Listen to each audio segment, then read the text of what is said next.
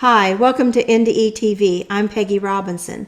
Today's guest is Karl Simanonok, and he's going to tell us about his near-death experience. Hi, Karl. Hi, Peggy. Thanks for having me on your show. Thank you for coming. Um, this is free form, so I'll just start off talking. I'm a scientist, and I was guided. I feel I was guided into this profession as a result of my NDE, and I'll talk about that a little bit later. My background is that I have a PhD in physiology. That's the study of the body, and my dissertation research was about uh, inventing and developing a countermeasure to fluid shifts to the that occur in astronauts when they're in weightlessness. When gravity is no longer acting on your body, fluid shifts headward, expands the volume in your head and in your chest, and begins all kinds of adaptive processes that result in major whole body dehydration. To give you an idea of the severity of it, astronauts typically come back dehydrated by 4 to 6% of their body weight. Some cosmonauts have come back dehydrated by 8% of their body weight. A doctor will put you in the hospital, in the emergency room, into intensive care if you are dehydrated by just 2% of your body weight. So it's a big deal. It's an important thing. Anyway, um, I was supported by NASA grants. And then I went on to do my postdoctoral work at the NASA Johnson Space Center, where I did computer modeling of the countermeasure, which worked very well, by the way. I first tested it in 24 dogs. The idea is to just reduce the amount of blood in the circulation by the amount that shifts headward in weightlessness. And that's about 15% of blood volume. A typical blood donation is about 10% of blood donation of blood volume. So, so I removed from first dogs and then human subjects 15% of their blood with the approval of the Human Subjects Committee, of course, and it worked beautifully to blunt the effects of of headward fluid shifts. So anyway, on that basis, um, um, back when I was studying for my PhD, I I began the study of what are called biophotons. Most people have never heard of them. Have you heard of biophotons, Peggy? No. No, almost nobody does. And or nobody has heard of them. Even scientists. We'll talk about biophotons more later. Anyway, I had parallel tracks of interests. I'm done with my space physiology work, and now I'm devoted to actually better understanding my NDE. So I'll start off talking to you about it. Um, it came about. I was very young, my first freshman year in college, and I was invited to a party, and I was in an experimental phase, and I was offered a drug that I shouldn't have taken, and it induced an NDE in me. And there are a lot of ways that you can make your body inhospitable to supporting consciousness, and certain drugs are one way to do it. So so I wasn't I don't have a gory story to tell about a car crash and ambulance and rides and everything like that. I I could tell that I was dissociating from my body, at which point I laid down on a couch and made myself comfortable and woke up about 8 hours later. So in that intervening 8 hours, my NDE followed a pretty normal course of events, and And I'd like to emphasize that there's a typical pattern of the course of events that occurs. Um, Sometimes there's a little variation, and but an important thing is that not everybody gets to the same stage, the same end stage. And I think that's important. Anyway, I'll go through the process. The first thing is an out of body experience. Pop, you're out of your body, and kind of looking down on it, and then you're off on your NDE. Mine started out in a void, um, but there was a tunnel, an entrance. It wasn't a completely empty void. I guess that's a contradiction in terms, probably. But okay, a void with a tunnel. Then I was drawn into the tunnel, and um, I'm sure all your fans, Peggy, know about the tunnel. It's Mhm. where you undergo a life review, and and during this life review, you you interact with everyone that you had any significant interaction with in your life, animals too, and what happens is, in my case, there were lights spaced out around the inner surface of the tunnel as I drifted slowly down the center of it. And as I drifted down the center, lights would break off from the sides one at a time and meet me in the center. And we would review our significant experiences together with some key important components to it. And that is that as we relived our life experiences, we knew completely the thoughts and the motivations of the other person. And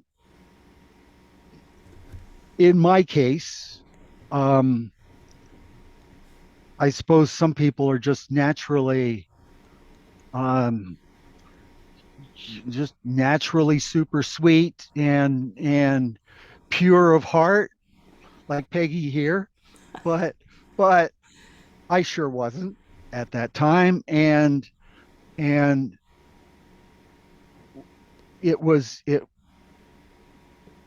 when you relive your life experiences with people, and then they know your true motives and everything, every lie you ever said, every manipulation you attempted, every time you had an interaction with them for the wrong reasons, they know it in the life review. It's very humbling, it's very shaming, and I would urge you all to start thinking now about how you're going to answer for yourself, and and maybe maybe, you know maybe have some sense of regret and repentance to prepare yourself for your own life review that you will have. But it all works out okay in the end, because the other person knows everything you were thinking then as well as now, and there's a kind of merging that goes on, a merging of consciousnesses, and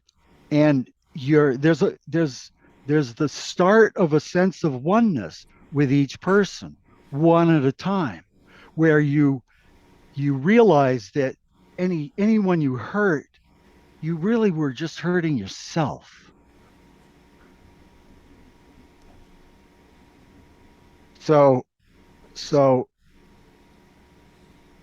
eventually, when you're done reviewing with each person, they know that you're sorry.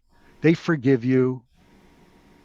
There's there's you figuratively hug and make up.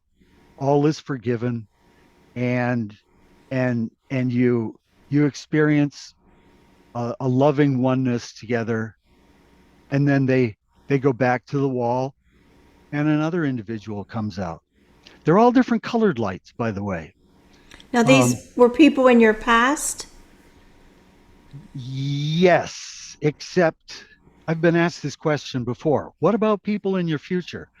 Um, I didn't come back with any distinct memories of interactions with specific individuals.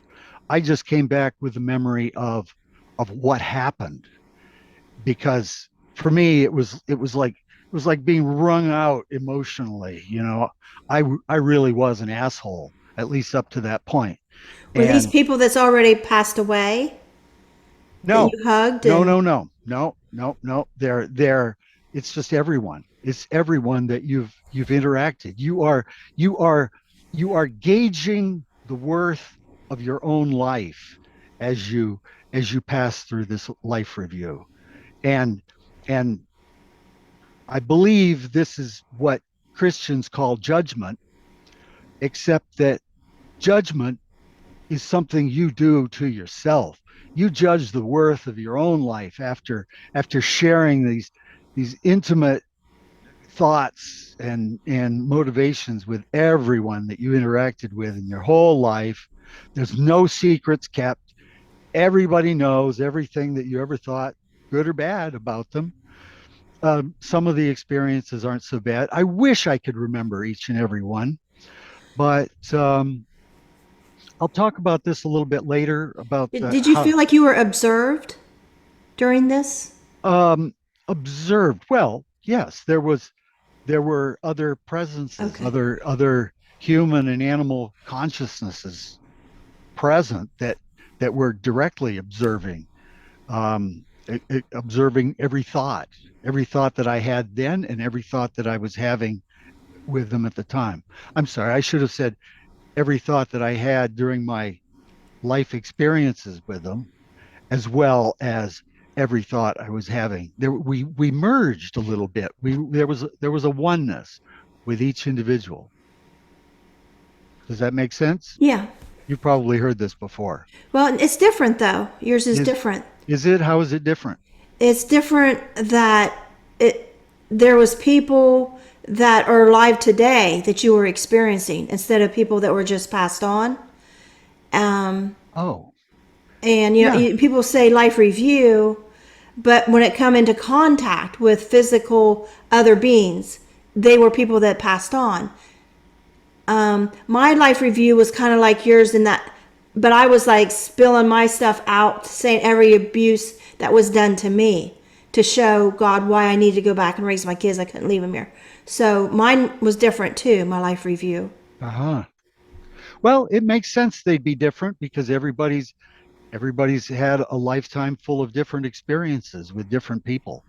And I'm quite sure it wasn't. I was very young. I was 18 years old at the time. I don't know that, looking back, I didn't know anyone at age 18 who had passed already. Uh, Everyone in my family that I knew growing up was still alive. None of my friends had died. I'd come real close to dying a couple times myself, but I hadn't. Um, so there was, if it had been limited to people who had already passed, it would have been a very short life review. So so eventually I got to the end of it, like I said, feeling emotionally wrung out, and then I left the tunnel. I popped out of the tunnel into another void. This one was, if you can call it that, a bigger void. Um, uh, a deep velvety blackness, except for except for a distant light off to my right. And I kind of slowly reoriented to it to look at it. It was the only thing there was to see.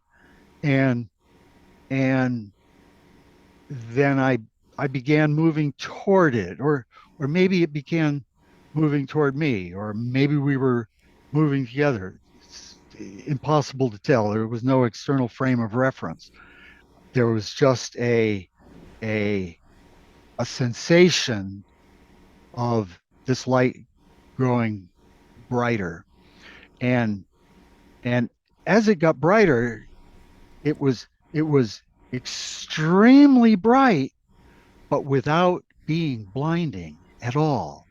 I like to call it, what I've heard before, is a clear light, because it isn't like a regular light that would, you'd be shielding your eyes from, and it grew intensely bright, but it was not blinding at all, and you could see past it and through it into it.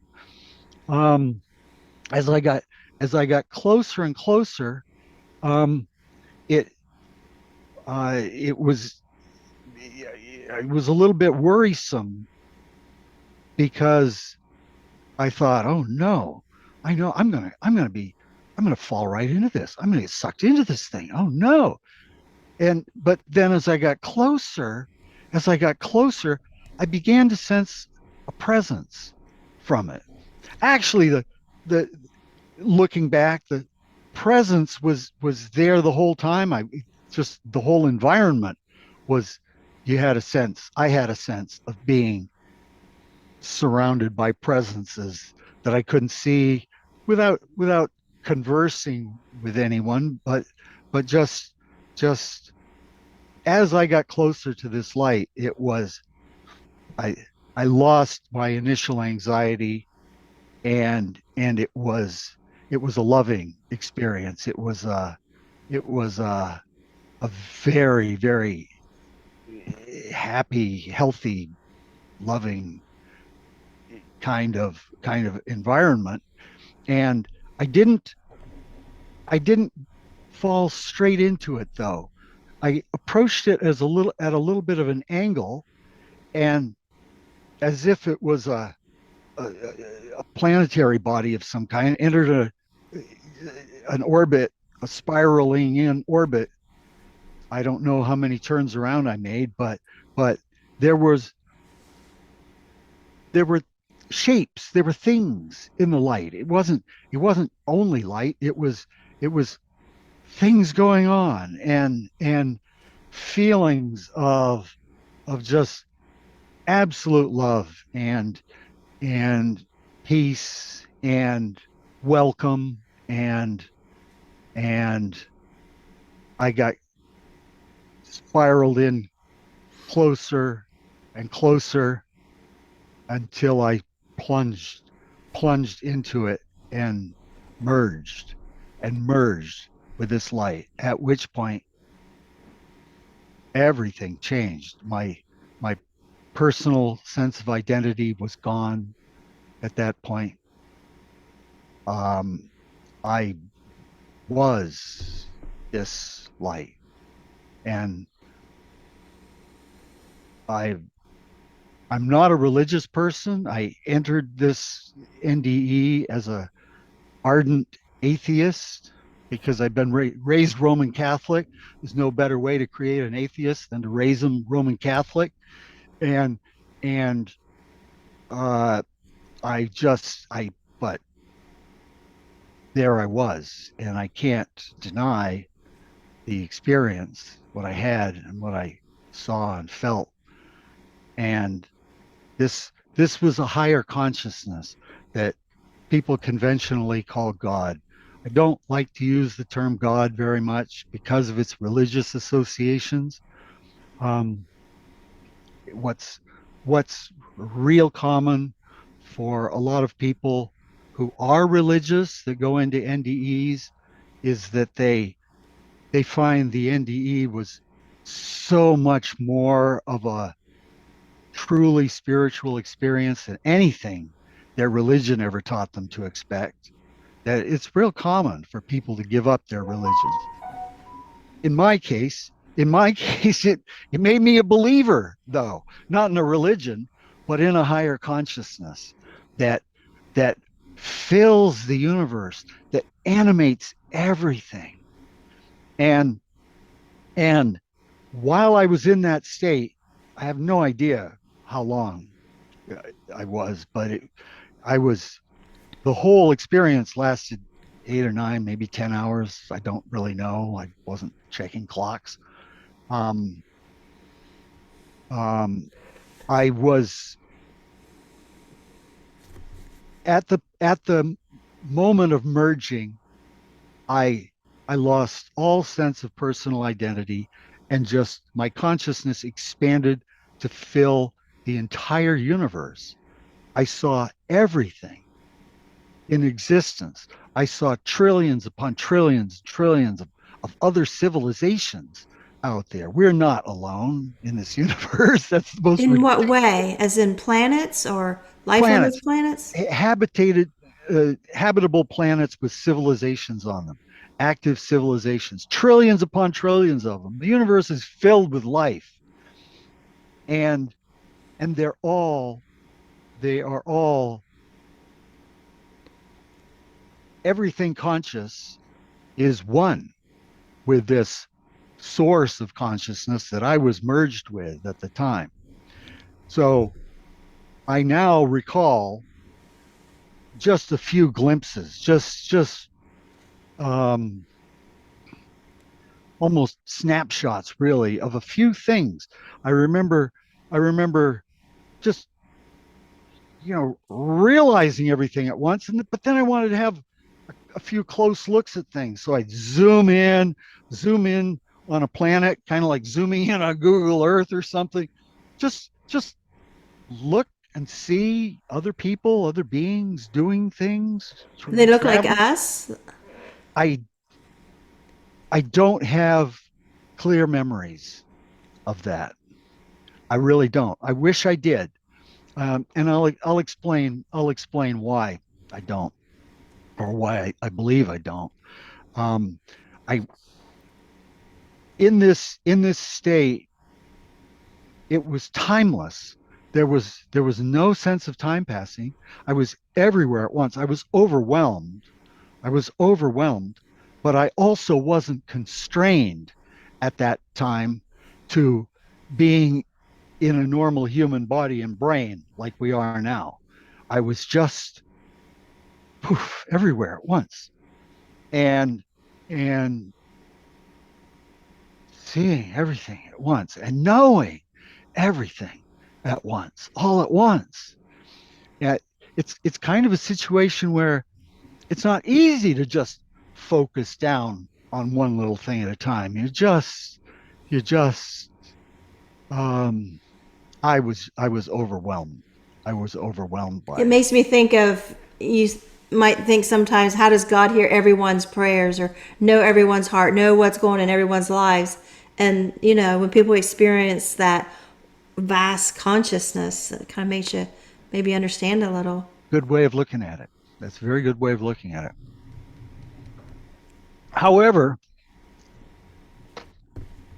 while I was completely happy to be there, um, again, I wish I knew how much actual time passed, or but I think of it as a timeless place. And but the time did come where I felt a tugging away. I felt myself being shrunken back down into what I had started out as before I merged.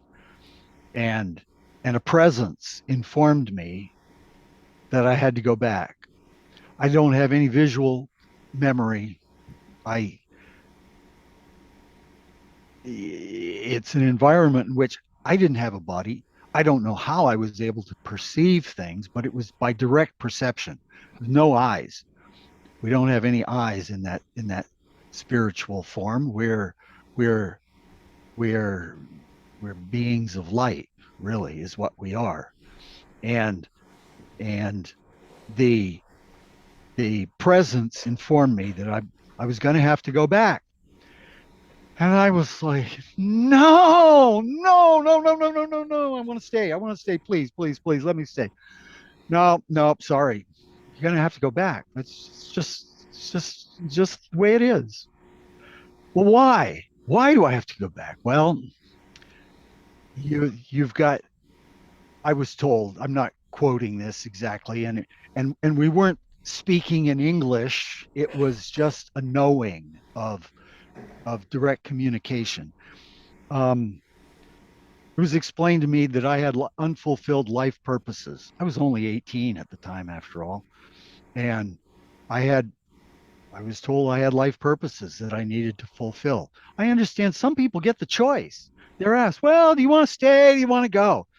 I don't know why anybody would come back, except, well, yeah, they have kids and stuff like that. But that's, you know, I think that probably occurs on a level before you merge. But I don't know. I've only been there once. So um, um, I resisted. I resisted leaving as much as I could, but I was unsuccessful. And so, I mean, I tried pleading, begging, bargaining, nothing worked. And I eventually tried. I said, okay, if I got to go back, at least let me remember everything that I've seen and learned. And the answer was no. Sorry, sorry, you can't do that. And there's two reasons. First of all, it's it's too much for a single human brain to hold. There's just too much, the totality of everything there is in the universe. The way I like to think of it, if there was a table of contents to it all, a human brain couldn't even hold the table of contents to it. There's there's so much, there's so much culture, just so much knowledge and wisdom and tradition and love. The universe is made of love. In fact, on my way out, um, I was only permitted to remember a few things because, first of all, it's too much for a single human brain. But second of all, the things we're not supposed to know. If people had NDEs and came back with knowledge of alien technologies, well, just think how that would change things. We wouldn't have the world we have today. We wouldn't be learning the life lessons we're here to learn. It's just not. They're just things we can't know.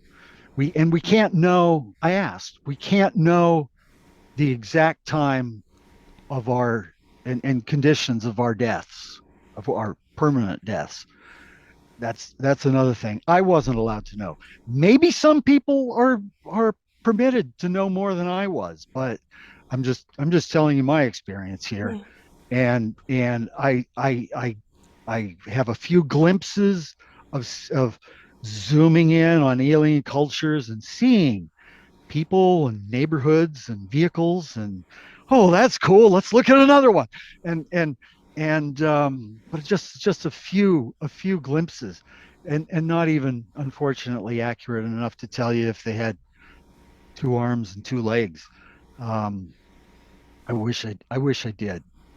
But on my way out, on my way out there was one thing that I specifically asked for.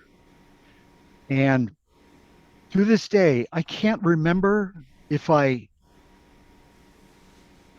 already knew it and wanted to bring it back with me, or if it was something that I hadn't really figured out in with all the other distraction going on, and I just wanted the final answer to. I asked the question. I wanted to know what is what is the fundamental force in the universe driving everything else? What is the single driving force for it all?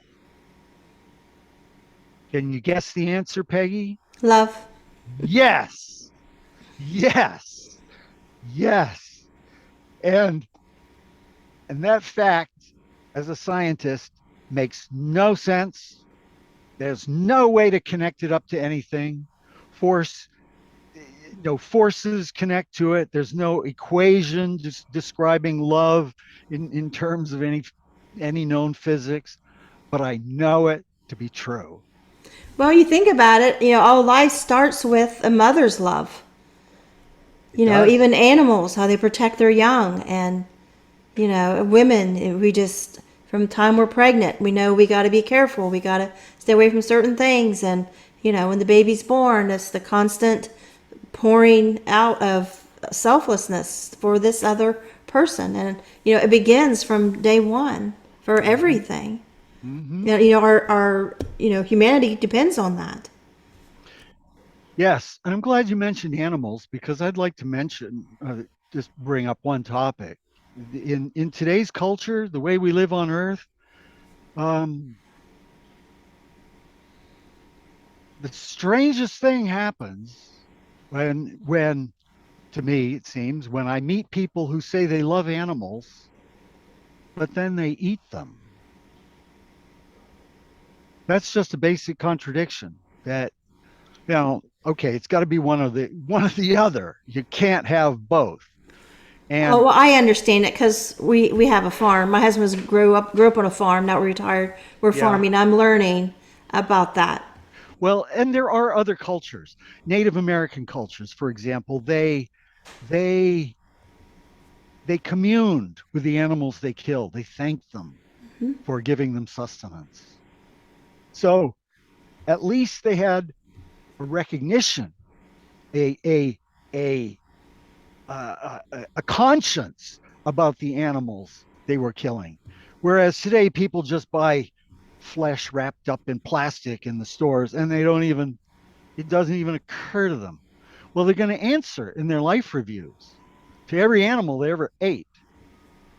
And how could you be so callous? But there again, it's a cultural thing. Cultures But our where bodies are designed that we need the protein. we I actually mean, where technically would what our ancestors be, if they couldn't go out in the winter and get a deer or, have those chickens, have those hogs, or, it sustains them through the winter. It's just, where would we be? We couldn't live on vegetables. Like I live in Ohio. There's not going to be any vegetables, no and vegetables in the fruits throughout the wintertime. winter. Well, probably early humans lived in warm climates where there was food all the way around. It is true that we are physiologically adapted. Human beings have been eating animals for thousands of years. We have evolved to eat them. Our guts have evolved, our teeth have evolved. It seems normal, but And what I explain to people, starting to have a farm, is that there wouldn't be any cows if people didn't eat the that's a meat. good There point. wouldn't be chickens. People wouldn't be raising these animals for pets. We wouldn't be spending all this money and going to all this work for pets. They would be extinct. That's true. That's certainly true. Those are very good points. We have more animals, but just think, there are millions of cattle that are killed every single day, and they suffer. Most of them don't live very happy lives. I'm sure Yeah. there are plenty of farmers who do let their animals have happy lives, but yeah, I don't What know. I find strange is just not you, but like people I know that are against eating meat are usually for abortion. And I'm like, wait a minute.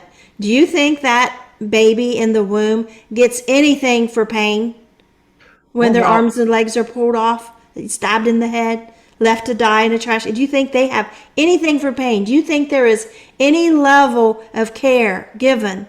Because there's not. But yet they care about this chicken and It didn't Well, get to roam free. life is life. If you're taking life, you're taking life. There's nothing special Yeah, like, about our human animals, life. when it comes time to go in the freezer, we don't go out there and pull off their arms and legs while they're alive. No, Do you know what I mean? There's a humane no, way where they're not going to feel pain. no, See, with chicken or whatever it is. no. So, You're right about that. We live in a kind of world of contradictions sometimes, and and and we can talk about the abortion issue in another podcast if you like, but not now. I want to I want to talk now about what I feel really made my NDE special, and that is how it guided me afterward. I guess I should finish up. I should finish up um, the completion of the NDE. However, I was returned to Earth. Um, I woke up. I was I was flabbergasted. It was what happened to me was so overwhelming that it was impossible to grasp all at once. And I think this probably happens to everybody, unless they've had repeated NDEs and they know what to expect. But I really wanted to understand it. And and how much later did you wake up? well, it was somewhere probably around 8 to 10 hours, Okay. probably total time. But I couldn't tell you how much time I spent in as a drifting entity out of body versus in the tunnel versus in the subsequent void versus merged in the light, or even coming back. But I felt myself, I felt it coming back. I regained my earthly personality. I knew who I was again. I just all of a sudden pop opened my eyes, and there I was. And I've been wanting to understand it ever since. And that desire for understanding has has actually guided me. I feel very strongly that, first of all, my NDE was the single most formative experience of my entire life, and it helped to guide me every every step. Well, I should say the major steps during my life afterward. And I'll give you an example. I'll give you an example. For reasons that didn't make any sense at the time, I was I was pursuing a PhD in nutrition at Florida State University, where I'd earned an undergraduate degree in biology with a minor in chemistry, and then I went on to pick up a master's in nutrition. But I switched to a PhD program until I learned that because of the quirks of Florida State University, the the um, um, the Department of Nutrition was housed in the College of Home Economics, and and I was mostly done with my coursework when I learned that I wasn't going to be earning a degree in nutrition. I was going to be earning a degree in home economics. He's gonna be a home ec teacher. I was horrified. I was horrified. I went to the department chair and I said, look, this can't be real. I want to do science. I want to go work at NASA. I don't. Nobody's going to take me seriously as a PhD in home economics. And I don't mean to insult anyone out there who's got a PhD in home economics, but the department chair said to me, "Well, you can go tell it to the dean of the College of Home Economics. Her degree is in home ec." I said, "No, thank you." And and so I shifted back to a master's degree. That one little quirk changed my life.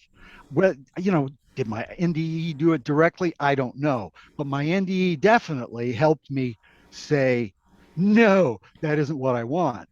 And I had been developing a research project um, that would a different countermeasure that would have helped astronauts nutritionally. But instead, I went out to the University of California at Davis in Northern California, um, and I was accepted there. And I started off. I was going to pursue the same project, but fortunately, I learned early on that it wouldn't have worked. What I wanted to do wouldn't have worked, and and so I was everyone in a PhD program, any PhD program I've ever heard of anyway, has to do some kind of research, original research of their own, where where they decide on something they want to do, usually with their major professor's help, and they design a research plan and they carry it out, they write it up, and then they defend their thesis and have a final oral exam. The most terrifying thing anyone can experience is their their oral exams for their PhD. You usually get two chances though. Um, anyway, um, I really loved the environment and there, the academic environment, and I spent a lot of time in the journal stacks of scientific journals, all bound together in big fat volumes. Um, there was a good medical library and a good standard library filled with them, and I just spent hours and hours there. And that's where I chanced upon biophotons. They've been around since at least the 1950s. They've been known about and documented in the scientific literature since the 1950s for sure. I think probably the 40s, some early German and Russian work, but I don't read either one, so it's hard to know what they're really saying. And um, I was astounded by biophotons. I just astounded by this because in all the coursework I'd ever had, nobody ever said anything about them. Biophotons are real light, photons of real light that are given off by all the cells of our bodies at real low levels, too faint to see. They're like 1 or 2 photons per second per cell, and that's just too faint for our eyes to be able to perceive, even in the dark. Um, we have we have certain animals are adapted with a more specialized form of visible light emission called bioluminescence. They're jellyfish. Everyone's seen fireflies. And what's interesting about these, at least in some cases, we know that they use their light flashes and things. There are even fish that have these glowing areas under their eyes that they can flash at each other, and we know they're using them for communication. So I thought, well, Jesus, maybe these biophotons, maybe they're being used by cells to communicate with each other. So for that to happen, four things would be necessary. There would photons would have to be generated. We know that's the case with biophotons. They are generated. They originate in the cell mitochondria primarily, the powerhouses of the cell that make the energy for all our metabolic processes. All our cells have mitochondria in them. All our living cells, and sometimes thousands of them. They're very tiny. Scientists think today that mitochondria evolved from bacteria. They probably did. Nobody knows for sure, but it isn't what's important. That's where high energy reactions occur, and where light comes out of occasionally. So I wanted to know, is this light physiologically functional or is it not? So four things had to be possible. One, light had to be generated. Two, it had to be transmitted between cells for it to be useful. Um, Three, it had to be received by other cells to be useful. And four, its information had to be usefully transmitted too. Those are the bare minimum 4 characteristics of a biophotonic cell-to-cell communication system, which I was thinking that's what they would be for. And I did an experiment where I went down to a slaughterhouse, and I got a pair of steer legs. If you've never been in a slaughterhouse, don't. It's really horrible. Um, but but the the the legs of steer have very heavy tendons, very strong and long tendons. I got them out. I dissected out two tendons, one from each leg, about this long, very thick, and tendons are almost pure bundles of parallel collagen fibers. Now, collagen makes up 50%, around 50% of all the protein of our bodies. It forms the structural framework for our skin, our bones, all our internal organs, almost everything, with a couple of exceptions like fingernails and hair and parts of our teeth. Um, Maybe one or two other things. We have otoliths in our ears that I don't know if they have collagen in them or not. Um, but let's not quibble. The point is, collagen is the framework that makes up all the structure of our bodies, and all our living cells that aren't moving, say in our blood or in interstitial fluid, um, they're all connected. They're attached to this collagen framework, and collagen is just is bundles of these long fibers, repeating chains, kind of making a spiral. Um, when in the slaughterhouse, after they're done with turning everything, cutting the animals up to make all the things that they want, and they've got leftovers that they can't even make hot dogs out of. There's, snouts and tails and maybe tongues, although I've seen tongues sold in stores. um, I don't think they're all sold. There can't be a big market in cow tongues anyway. They they take everything that's left over, and they put it in a giant pot and they boil it. They boil it. Well, when you boil collagen for long enough, it all comes apart. Collagen is a protein, and when it comes apart, it's called denaturing. And so it all dissolves, it all denatures and dissolves in water. And then I guess I hope they strain it. They must strain it. And what's left over after they remove the water is gelatin. And that's why gelatin, I think, is healthy for some people, because it helps to, if they're not getting enough of the proper amino acids to build up the collagen to make up their skeletal framework and the whole framework of their bodies, maybe it helps. But um, it's a long series. It's series of parallel fibers, and I thought they might be acting as fiber optics. And so I did a couple of experiments and found out that they do. The the the tendon, I shined a laser into one end, and the laser penetrated a good long distance into the tendon that I could see and measure. And interestingly about it, if I put force on the tendon, that made the light penetrate much farther, like several centimeters farther than it had before. It was very visible.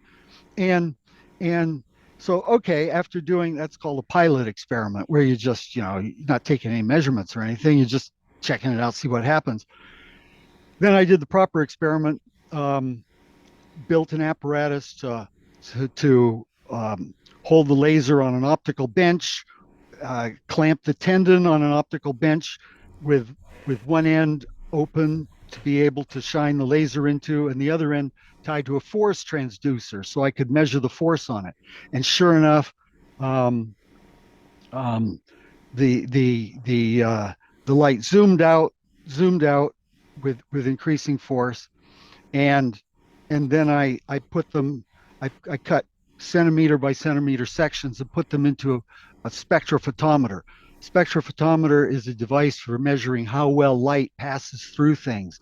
It's usually used that they use these little square quartz cuvettes, they're called, these little boxes that are a centimeter by centimeter by about probably 3 centimeters tall, and you normally you fill them up with liquids, and a spectrophotometer is used to be able to measure how much of certain substances are present. But in this case, I wanted to see how well the light got transmitted parallel to the fibers as compared to perpendicular to the fibers, and it was a um, huge difference. The light is um, transmitted parallel to the fibers much more. Now, if any of your viewers don't know about fiber optics, this is what fiber optics look like. This is a bundle of plastic ones. They can be glass, they can be quartz. These are plastic, and they guide light. If can make this work, yeah, okay. They guide light. It's hooked up to a flashlight, and you can see light is coming, is guided through these. This is what's going on in our bodies, not with this level of efficiency. These Most people don't realize that our modern technologies, many of our modern technologies, surpass our body's abilities to do things like integrated circuits. We can pack a whole lot more information onto integrated circuits than than cells, even our brain cells can. Now, But is there a that's a difference different in thing. this light between because these are dead animals, when Yeah, they're alive? I wasn't looking at their biophotons.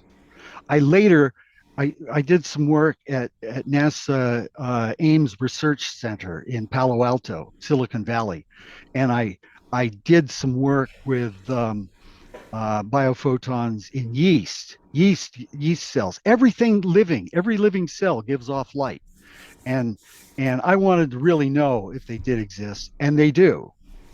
Um, the thing, the the the the thing is, we have this mechanism in our bodies for light to be conducted around.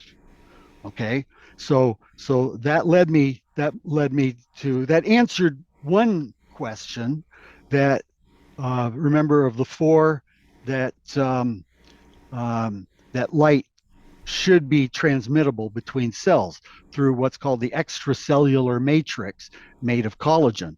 So so um, I I mulled over this idea for several years, actually, and then an academic mentor explained to me that told me one day that the spaces in our brains called the cerebral ventricles, they're filled with clear cerebrospinal fluid, making a total of about 150 milliliters, not very much, or a quarter cup or so. And what he told me was that the interior lining of these spaces are filled with cilia. Cilia are these hair-like beating appendages, microscopic, that are just beating all the time. And most of our body cells have at least one. Well, there there was a possible mechanism. He gave me the idea. His name was Ray Berger, who I was working for as a teaching assistant at the time, and um, wonderful man and smart. He said nobody knows what these cilia are there for. They're not needed to stir the fluid. That isn't necessary. And um, but they could be used to guide light into the spaces of the cerebral ventricles. So over the years, with the help of my NDE, knowing that fundamentally what we are beings of light, I think I've figured out, with the help of my NDE, with the grace of my NDE, how consciousness works inside us. And it works by guiding light that is coordinated with the nervous system. So it's being guided into certain targets, both on the other sides of the ventricles, as well as to certain destinations within the spaces where the light can overlap and undergo what's called interference. Interference is like when you throw a handful of pebbles onto a pond or a puddle of water. You'll see they all plop plop plop, make circles, and then the circles will start to overlap and the waves will interfere with one another. Well, almost everything is made of wave interference patterns, really, and and um, that's if you want to build a hologram. If you want to make a hologram, that's what a hologram is made of, is wave interference patterns. And there's something really special about holograms. Like if you have a hologram on a piece of film, standard hologram as understood by today's technology, the way it works is the information that is encoded on it, which can be images, data, even programs. Um, the information is spread out over the whole surface of the film, so that if you cut the film in half, you can reconstitute the entire image from both halves, and you can cut those in half, and the entire image stays on them all. And you can keep doing this process, making smaller and smaller pieces of the original hologram, and you still have the whole image on the piece of film, but you lose resolution as you get smaller and smaller. So so the the what I figured out is called the Nexus theory of consciousness, and and Peggy is going to put it in the comments below this video, a link to it. But I want to tell you now, it's described at brainandconsciousness.com, and the entire process that I've worked out over the years, by which our own biophotons form a nexus. A nexus is a connection point for a holographic pattern to be built inside our brains. And because it's made of light, it can interact with other light that doesn't necessarily come from inside our brains. And there's a source for that other light. Peggy, you've probably, like most of us, you've probably laid out on the grass, maybe on a blanket on top of the grass on a summer night and looked at all the stars, right? Of a beautiful night sky, and marveled at the light that's taken millions and billions of years to travel through space to fall upon your eyes. Well, what Albert Einstein taught us is that as you approach the speed of light, time slows down. And at the speed of light, time falls to zero, because light, we're talking about light in a vacuum here, because the light traveling through space is in a vacuum, it is experiencing no time at all. That means, and wrap your brain around this a little bit. That means all the light you're seeing on a summer night, as far as the light is concerned, it's all there at once. It isn't at one place at one time and one place in another. It exists continuously along its path. And that means the entire universe is filled with overlapping light, cross and interfering light. So physics has a couple of sciences, the main one being called quantum electrodynamics, which mathematically describes the interactions between light with other light and light with matter. I'll just mention briefly, they have another thing called quantum chromodynamics, which is about the manifestation of quarks and gluons that give rise to matter. But we're talking about light right now, so I'll go back to that. The what quantum electrodynamics QED says is that all these interactions are mediated through forces coming from what's called the 0 point energy field, or just 0 point energy, ZPE for short. It goes by other names: energy of the vacuum, vacuum energy. It's been called orgone energy or just plain ether long ago. And this is real. This is real. It's been experimentally proven in the laboratory. This really exists. This energy is really there. And what's amazing about it is that it isn't just a little bit. It is unimaginably intense energy, the strong energy. I did some calculations one night. The energy in a cubic centimeter of empty space, where that's completely shielded of all radiation, not a single atom present. The amount of energy, I first compared it to, well, the output of an atomic bomb. Well, there's no comparison. The ZPE has much more energy in a cubic centimeter of empty space than an atomic bomb gives off. It's more than the sun is giving off every second or every minute, or even the entire lifetime of the sun's existence. The calculations I did, and I still need to have a physicist who really knows these equations to verify it.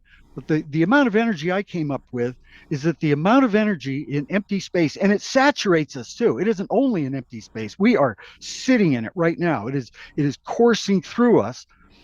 The amount of energy in a cubic centimeter of empty space is equal to all the energy output of all the suns in all the galaxies in the entire universe for a period of 15 trillion years. Suns don't even live that long. Stars don't even live that long. But if they did, there's that much energy. That is a quantity beyond human imagining. We can't just, but that's how much force there is, because remember, energy and matter can be interconverted. So here we are, we're saturated in this field. It's going to have interacting light, which forms wave interference patterns, which we know holograms as wave interference patterns. We already know with our present understanding can store images and data and programs, and even run programs. The core axiom to Nexus theory is that a higher consciousness exists in this 0 point energy, saturating the entire universe, and that because this 0 point, this light that is out of time is able to interact with the nexus in our brains. That's how consciousness animates us. We are like tiny little chop, take a tiny little piece of the larger hologram that is higher consciousness or God consciousness. Tiny little bits of it live in us. And the take-home message from my NDE, when I merged, I was one with that cosmic consciousness, that higher consciousness that some call God. And this has been a teaching all throughout for millennia. All the sages and saints and yogis and prophets have taught we are all one. We are one with each other. We are one with God. And this is how it's physically possible. And I like to point out for your Christian viewers that the Bible has three things in common with every other major religion of the earth. And that is, it tells us, it informs us, God is light, God is everywhere, and God is in us. So that is the final conclusion of my near-death experience, was to figure out how physically that is possible. And that's described by Nexus theory, again, brainandconsciousness.com. I've started a podcast. They're 10 short episodes broken down by individual topics, so they're really understandable. Total of 90 minutes is all it takes, and you'll understand how the your own consciousness works in your body, and how what we all are little bits, tiny, tiny, tiny, tiny little fragments. Imagine the ratio of 150 milliliters to the volume of the universe. That's how tiny. Um, and that's what we are. And we are all one, even though we seem separate because we have these different bodies. We are all the same conscious entity looking out through different eyeballs and having different experiences. So we very strongly seem, it's a very powerful illusion. We seem to be separate creatures, but in our most fundamental essence, we are not. We're all one. And that's the best message that anyone can take to heart and know. But but for those NDEers who have only had an out of body experience and then pop back, well, they're not going to have that experience. Or if they only had a life review or passed into the subsequent void without ever merging with the light, well, they're probably not going to know it either. So they're going to have a sense that they're separate. And that's sad because it's the most profound experience that anyone can have beyond anything else I've ever experienced. And that oneness, that sense of oneness with a higher intelligence that's out there. And and if you know it yourself, it helps you um, it helps you understand your proper relationship with both God, other people, and animals too. I never experienced that oneness, and a lot of people tried to explain it to me, and I'm like, still don't get it. No, well, you will eventually. You definitely will eventually. There's no question about that. Everyone is one. This is why, this is why there can't be, there can't be a hell. I don't want to debate theology with you, but God is not a cruel psychopath that would ever consider creating a place of eternal torture for other parts of himself, you know? Uh, Herself, maybe I should say. Um, there's sex is not a sex is a human and animal thing. We need it to procreate, um, but we don't need it to be conscious entities. And there's questions. There's good questions in the consciousness community. Well, how low does it go? You know, or if animals are conscious creatures, which they obviously are, that's anybody who's had a pet knows that.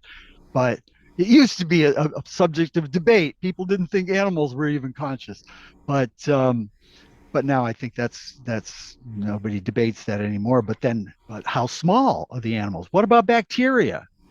Well, there's this philosophy called pantheism, which basically says that everything is alive.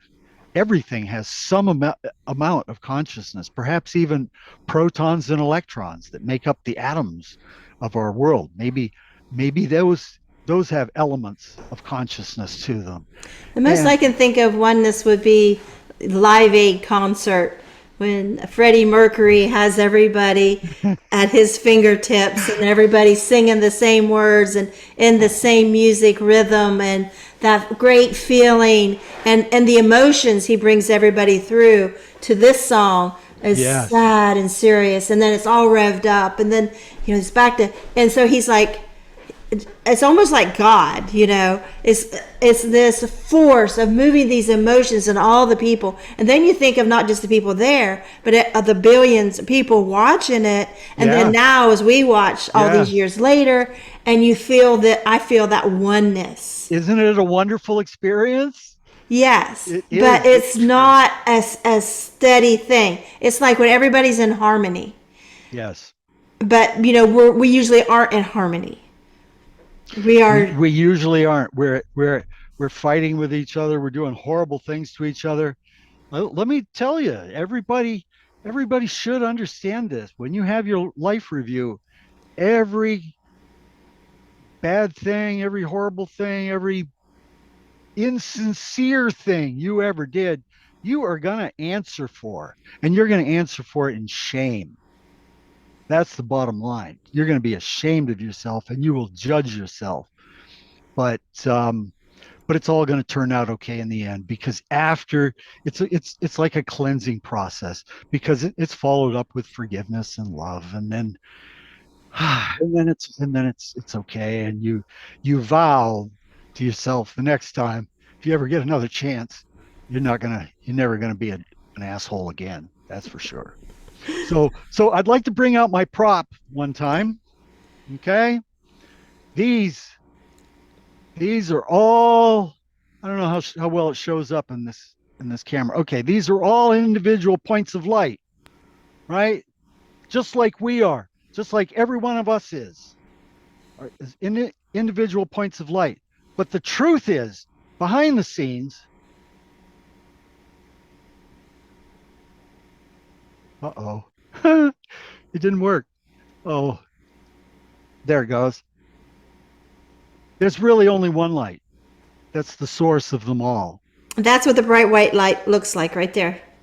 That's close, huh? Yeah, okay, kind of close. If you imagine yourself in the middle of that and can't Imagine see it. anything else but what you see in the middle. Yes, imagine it. Imagine it kind of swirling, having more features than this. This is kind of blurry, too close to the camera.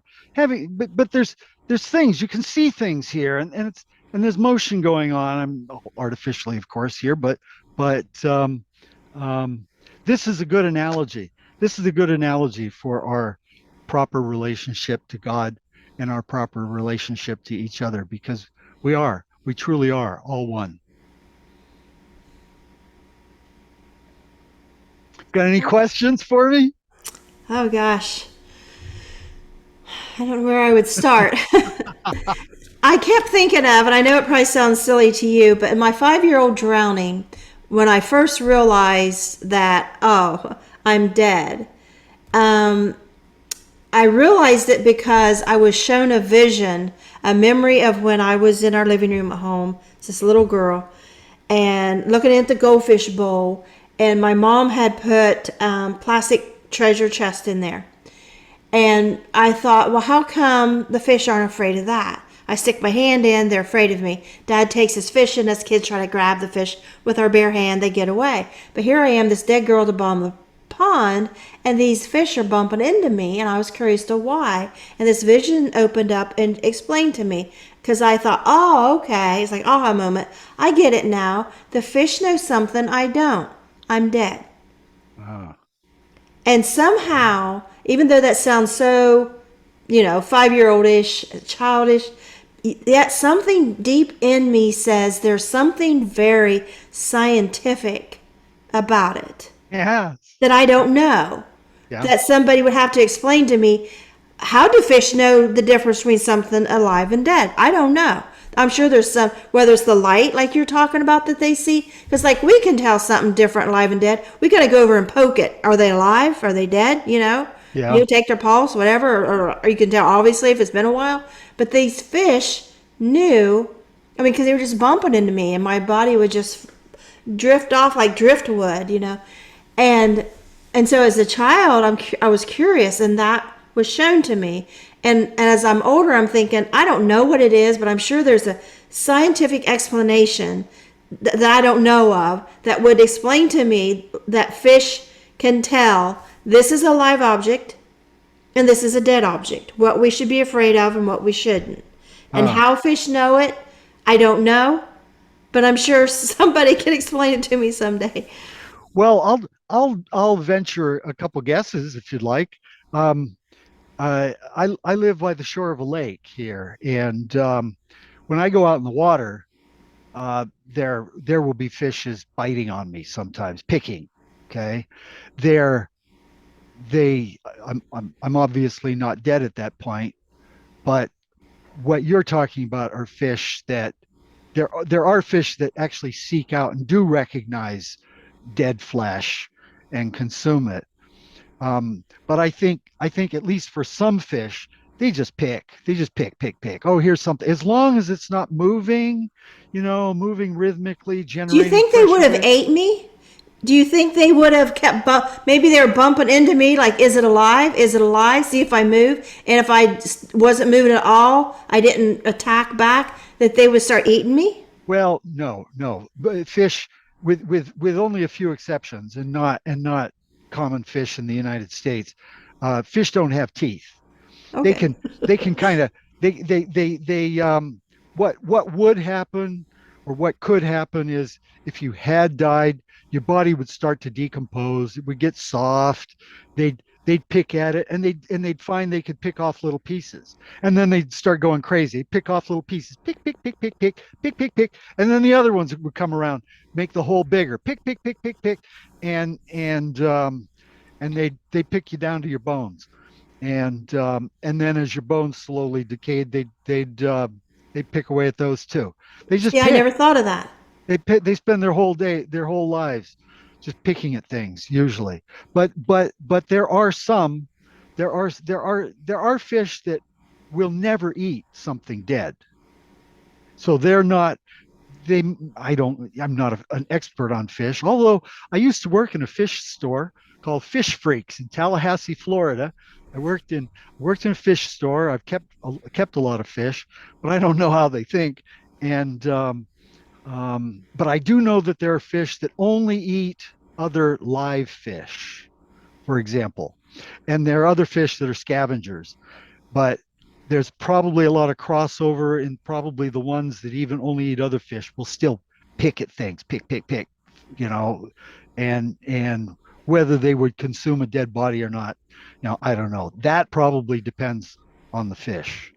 But that's I just have a very, lot of questions people can answer. Like one of them is, I remember the pain in drowning, the oh yeah. choking, the screaming underwater, the Uh, finally the feeling in my throat felt like it was going to just expand and explode.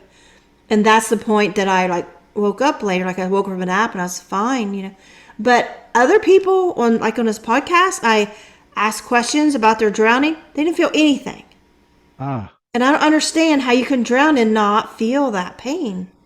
well, we're all, even though we're all one, because of our biology, we also have a separateness. We are separate. We have separate bodies. We have separate experiences. We grow up with different languages and different cultures, different expectations for things. So for some people, the way their minds work is they block things out. They just don't want to think about things that are too painful, and they don't. The only Post thing I could traumatic think of, stress. like right before impact, some people just leave their body. And so maybe they were spared of that. They Hmm. were taken or allowed to exit, or, That's possible too. That's maybe I entirely stayed possible in too. longer than Yeah. what some do when they drown. Maybe they just exit. Do you, So how did you get rescued? my mom noticed I wasn't there, and she asked my brother where he saw me at last. They And he started diving down, kept diving down until he found me. they got you just in time. You are lucky to be here. Yeah, You are when my lucky to be. mom I was sitting there playing Barbie dolls in my room. My mom said, "It's hot. Let's go swimming." Said you and John, my older brother, go on down, and me and Terry, my older sister, so we'll be down a little bit. So we went running down the road. The pond was at the bottom of our hill, and my brother John could swim good, so he went down the farthest end and started doing laps center and back. And I could only dog paddle, so I was staying close to the edge, watching for my mom and my sister, and they weren't coming down. And so I knew to move my feet around, watch for drop offs, so I get too deep over my head. But I Oh, found a board, and I thought I could use that as a raft, and I could do what my brother was doing, laps up and back. So I went up to the center of the pond on my raft. My brother saw me. He swam out real fast, took my board, and started doing laps on it. I was out in the middle of the pond now, and I can't swim, and that's oh, when I drowned. he And didn't so I know had this that? whole out of huh. Your brother didn't know that? How old was he? He's 2 years older than me. I was 5. I was pretty dumb at 7 years Yeah, old too. yeah. But he never liked me. He never like watched out for little sister. Wasn't that kind. Yeah. And but then, so I'm hovering over the pond and I'm, going here and there. But later I see my mom and sister are now sitting on the, not beach, but along the pond there in the grass, and they're sitting on a bed sheet, and their feet are facing the pond, but they're looking at each other talking, and I could feel their conversation. I had no hearing of earth. I just felt their conversation. Understood. And they weren't looking for me. And I noticed they don't even know I'm gone. They don't know I'm dead. And I look over and I see my brother still doing laps. So I went off, doing other things. This little ghost kid is all out of body stuff. And then next thing I know, I wake up and I'm choking up water. My brother's carrying my dead body back to the house. And I'm choking up water down his back. And he says, Mom, can I put her down now? Because I'm barfing down his back. And as I'm dangling, I see my mom, my sister up ahead. And my mom looks like sigh of relief, says, yeah, you can put her down. Well, they went on up to the house. That was good. He drained your lungs. Yeah. Your lungs were full of water, and he drained your lungs that way. He probably didn't realize what he was Right. doing. But he did The way right he thing. carried me, I was hanging over his shoulder. And, back then, I'm sure 66, they probably didn't know anything about CPR, I'm guessing, but that's how water just started coming out. Do you remember, was it cold water? It was the pond water. It was the temperature of the pond. It was gross. I could taste it. I still remember the awful taste. What year, what month of the year? It was summer. Summertime. Well, my lake stratifies. So it gets heated up by the air and the direct sunlight at the top. But if you go down a few feet, it gets quite cold. Was it like that? Yeah. Were you in a cold my environment? husband told me a few years ago, he's, actually that pond isn't that deep. He said that pond was built when they built the highway, Route 7 through there, and they dug out something and it just filled up over time, way over my head. But he says actually it wasn't like a deep No. water. Like what, 10 feet maybe, something like that? I don't know. You don't know. Well, it has been shown that people who drown in cold water, especially ice water, it chills them. It chills their body, chills their brain. They can survive much longer. Yeah, I have no memory of being cold. You don't. No. Not even standing there on the road when they left me. I'm standing there, like I say, sick as a dog, like a drowned rat. And they left me there. Went up to the house. You and weren't I was shivering? so sick and I was so weak. You mean after you got out of the water, they just left you there? They didn't Yeah, take you to the he's hospital? carrying my dead body. My mom and sister's walking up ahead, and he says, "Can I put her down?" And she says, "Yeah." And my mom and sister go on, just don't skip a beat. They don't come over and look at me, say nothing. They don't skip a beat. They just turn right around and go up to the house, and they're whispering. And then my brother sets me down, and then he runs up the hill after him, and I'm left on the road by this train track, the bottom of our hill. And I'm thinking, and I got knowledge as I'm hovering over the pond. I got knowledge my family didn't love me. I didn't know that. It was like a download. And then a voice inside me very clearly said, children are sent here to be loved. That is why God sends them here.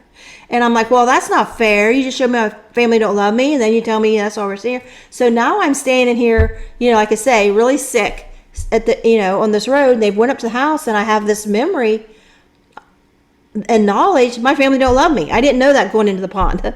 And now I know it. And I'm like, why would I go up to that hill, that's the house, sad. to that family don't love me? I'm going to go back to the pond.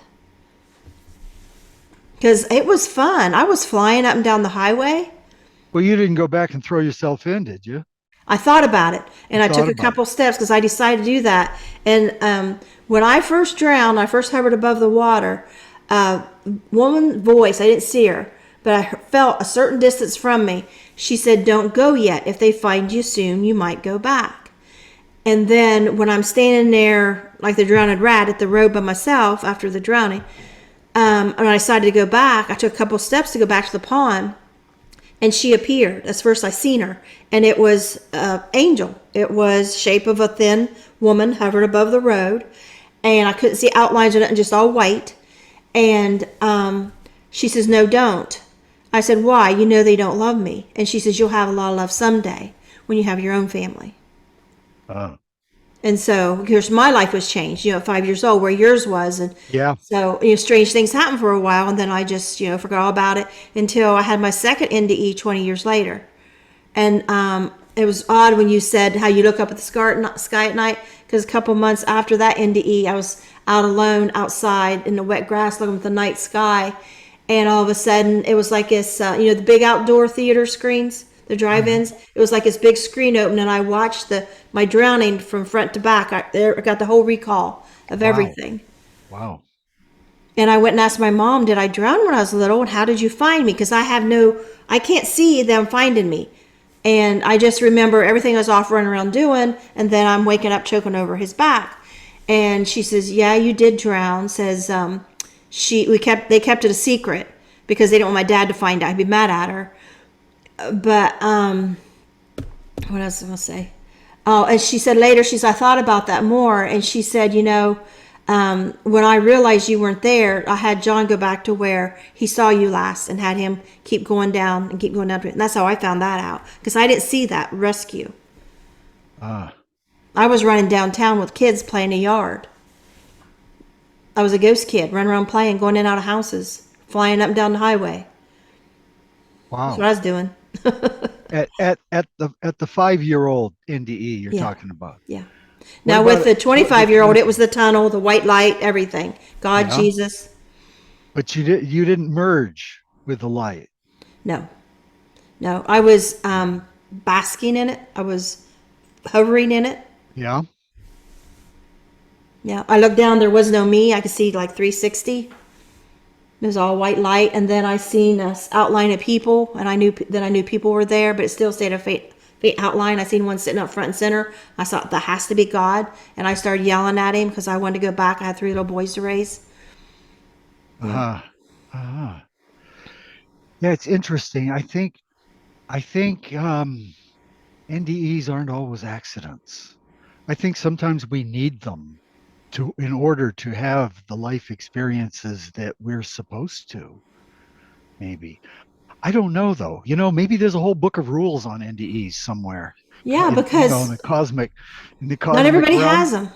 Not And we don't everybody have them has them every for time we starters. die. Because I was admitted to the hospital that night, and I kept dying all night long. I didn't have another NDE. You didn't. But I knew I was dying because I'd like wake up from it and I'd say, God, I know you can't keep sending me back. Just keep me alive till morning. Maybe my doctor will do more tests and find out what's wrong. And that's what happened. Uh-huh.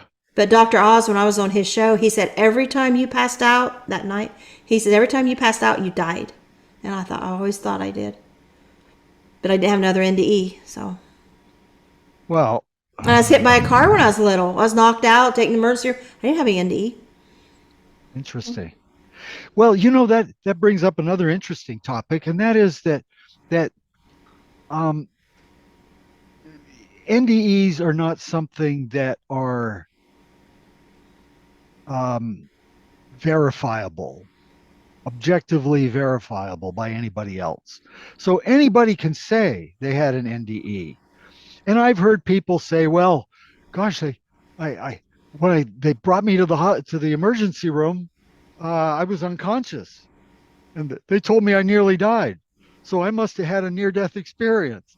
No, if you didn't have But the experience. no, you've got to actually at least have an out-of-body experience, and I know that because I really, really had a strong desire to understand my experience.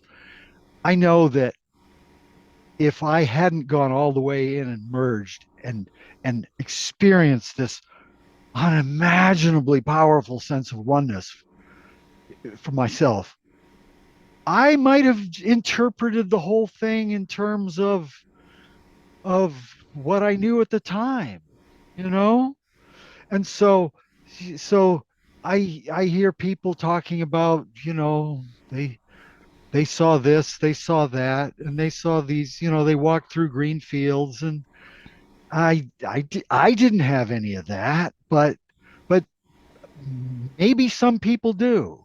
But then maybe some people think they have. I've actually heard people say, "Well, I had this dream that was so intense, I just know it was an NDE."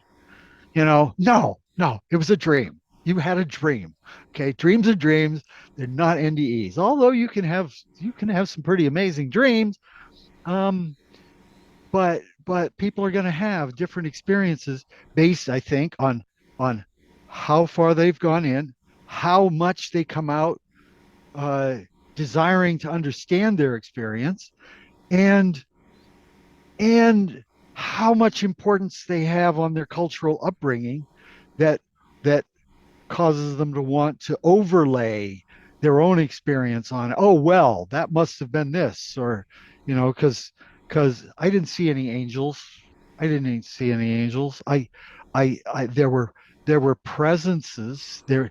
I if I hadn't gone in an atheist, I might have easily thought, oh, those, well, that presence must be what an angel is, you know? And so who's to know? Who's to know? We can't Yeah, we, and and when I saw the panel of people, and it was still just the outline. It was just, and I seen one sitting up front and center in my mind, because of my grown up going to Sunday school, and then my ex, he was Catholic, was always going to Catholic mass all the time, and so up front and center, I believe I must be in heaven. I'm somewhere, there not you in go. Kansas anymore, There, not And I Kansas thought anymore, in my right? mind that has to be God. So it's like I had a Yes. complaint department that Yes. somebody start griping at. And that's extremely reasonable. That's very, very reasonable to think, because it is a glorious experience.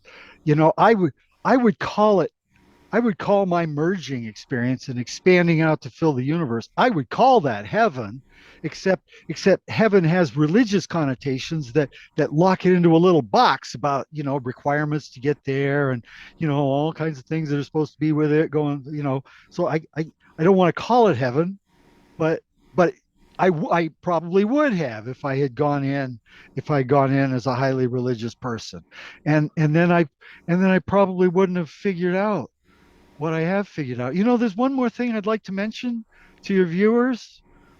Um, if Nexus theory is real, and I'm convinced it is, because I've studied a lot now about other theories of consciousness, and there are a lot of people who have some really cool ideas about what consciousness might be, but they all break down at some point. There always comes a point where, well, they just can't explain it any farther. They just don't know. Um, Probably the most famous consciousness researcher um, um, is a fellow named Stuart Hameroff. He worked with a Nobel Prize winner. I'm blanking on his name. It'll come to me. Um, to come up with this idea that consciousness is about quantum computations going on in the microtubules of our cells, because the microtubules are made of individual tubulin units that can exist in two quantum states, and if you can cause quantum states to flip back and forth under control, you can make computers out of them. And so he thinks that consciousness is about quantum computing going on in the cells of our bodies, in our brains, of course. But I asked him one time, well, Stuart, uh, um, you know that your quantum consciousness theory is incomplete because it doesn't explain how quantum computing gives rise to consciousness. So, I asked him, do you feel that there's a spiritual component or anything like that to it? And he said, oh yeah.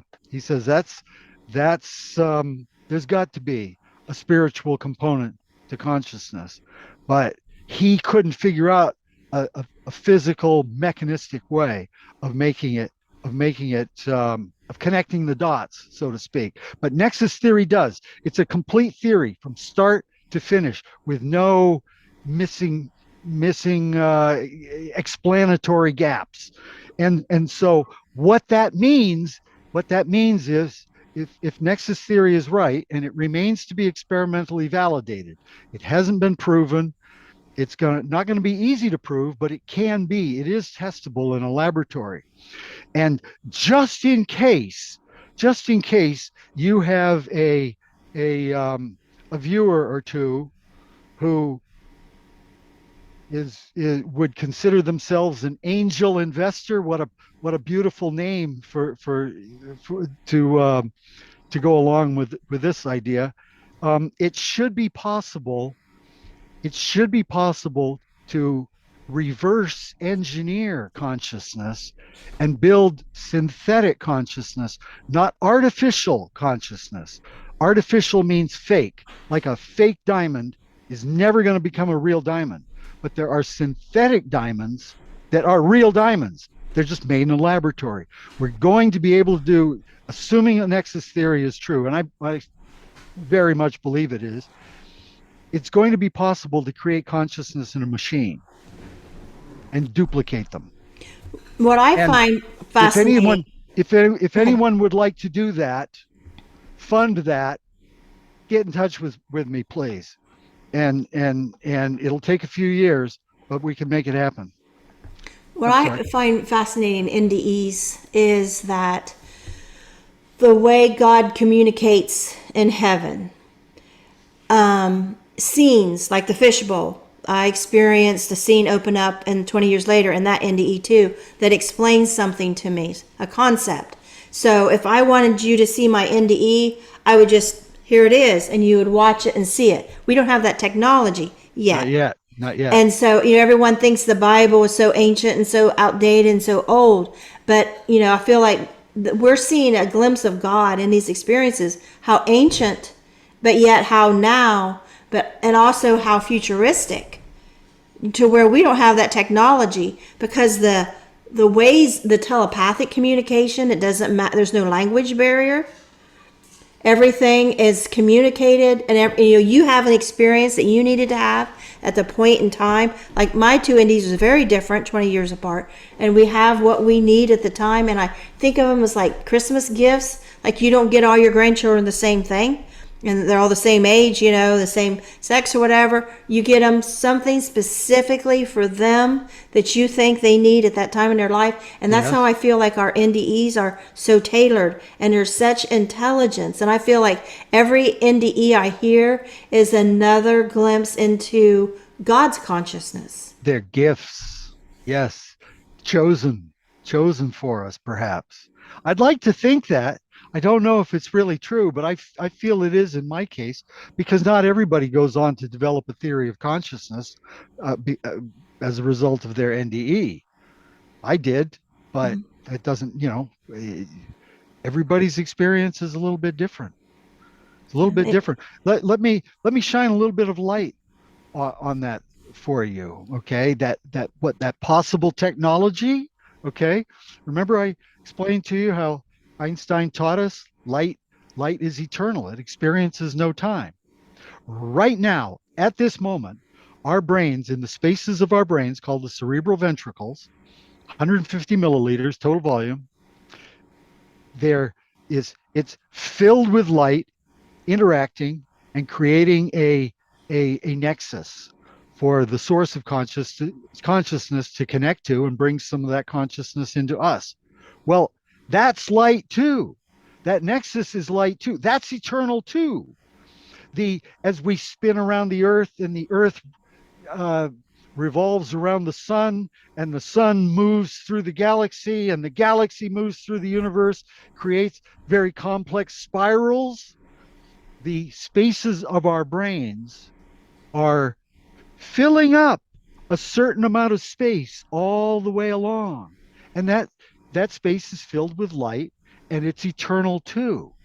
All our experiences, all our lives are captured eternally in this medium that is the 0 point energy, which is where the light that is out of time, in a different frame of reference from our normal time-bound frame of reference, the light that is out of time, including the light of our nexuses, is forever present.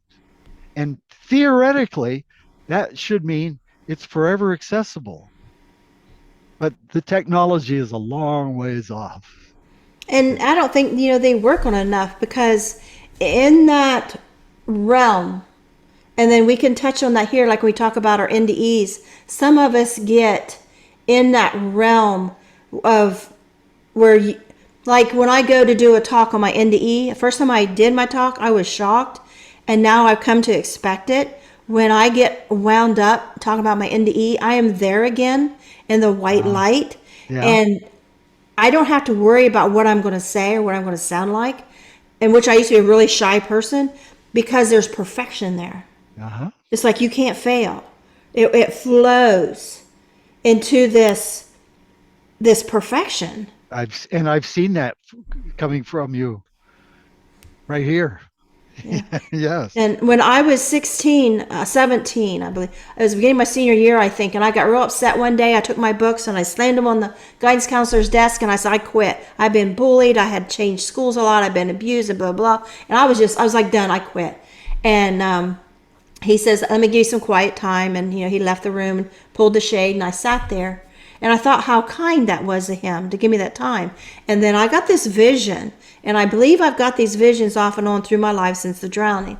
And I got this vision of a kaleidoscope, and showed me this one person that said something nice to me. Or one time this bus driver said something, you're going to be a good mother someday. And then this other person said these small little specks of kindness I was given all come around, but I could see it in this kaleidoscope of these patterns and colors, and they were all blending and folding, and it was like I could see my brain changing. I Wow. went from ready to quit school to I can do this. And those Wow. people that I just saw are my role models who I want to be in life. Excellent. And those Excellent. things are from me, in my view, are from God. They're gifts. It's no different than what everything you saw during your NDE and everything I experienced and everything everybody else experienced. We are given these insights in a creative, artistic way Do that you is feel beyond all knowledge that any do, parent could do for their child to try to teach them something. but do you feel you would have had that experience if you hadn't had an NDE prior? No. My NDE was the best thing that ever happened to me. Best thing. Yeah. Wow. And I left my body during rape at 16, and it saved me. I think God knew she cannot deal with one more thing. And I was Wow. praying I wouldn't even on this world, and I was out in space looking down to Earth. And I just, when I got older, I thank God for that. Like I was rescued. I didn't have to experience that. Wow. And then, with the twins, I felt I was dying right before we got to the hospital, and I prayed to God that, I didn't want my husband to deal with a dead wife along the highway. We were in our late 20s. He was in his Yeah. late 20s, I was 25. And I said, God, just let me live long enough to get to the hospital. I don't want him to have to deal with a dead wife along the highway. Pull Uh, over. I pictured him standing there upset and cars going by. I didn't want that for him. Just let me get to the hospital and die there. uh, And then once I got to the hospital, I was not in that chair very long, and I actually died and I went to heaven. And I come back and I thought, what the hell was that? What just happened? You never heard of such thing. I thought it was the only one I ever happened to. I couldn't breathe a word. They put me in a psych ward, I thought. And so, my NDE saved my life because I refused to go home. Because I thought, my doctor says I'm fine. He don't see what's wrong. I just died. I can't tell him. So I said, I'm not going home. He said, well, if it make you feel better, you can spend the night, but nothing's wrong. And so the next morning he come in and he found internal bleeding, and, I was about dead. And wow. so it was the biggest stool price they ever saw. He said, Good doctors will be decision. sticking their head in to see you. And you're famous around here, he said. Wow. So, it saved my life because I refused to go home because of that NDE. And, if it wasn't for the NDE, I would have thought, doctor says I'm okay. The pain stopped on the way to the hospital. And the nausea stopped. I wasn't passing out since I passed out and died. So I knew I just died though. If I would have went home and thought, okay, I guess I'm okay. I was praying for twins. I wanted to have them in December, I wish everything was okay, but I had that NDE. I knew daggone well I was about dead here. And I Wow. had to get my doctor to take me serious and fix it, and he didn't. So I had no choice, but I'll die here in the hospital because I'm not going to have my little boys find me home dead. Yeah. And so, that NDE saved my life. Good decision. Good decision. So, and like Yeah. you, being a hardcore atheist, you have Yeah. your NDE, it changes the course of your life. It sure did. It sure did. just immensely, just immensely. I'm very grateful, very grateful for it. So I appreciate your time. My gosh, we've been on here a long time. So It's almost 2 hours. yeah, Hasn't it been? Ha, ha, ha, ha. It's been a pleasure talking with you, Peggy. you too. And I'll Uh, put your information in the description so people know how to contact you and find your website and learn about you. And Excellent. Thank you very much. thank you. Okay. Bye bye. Bye.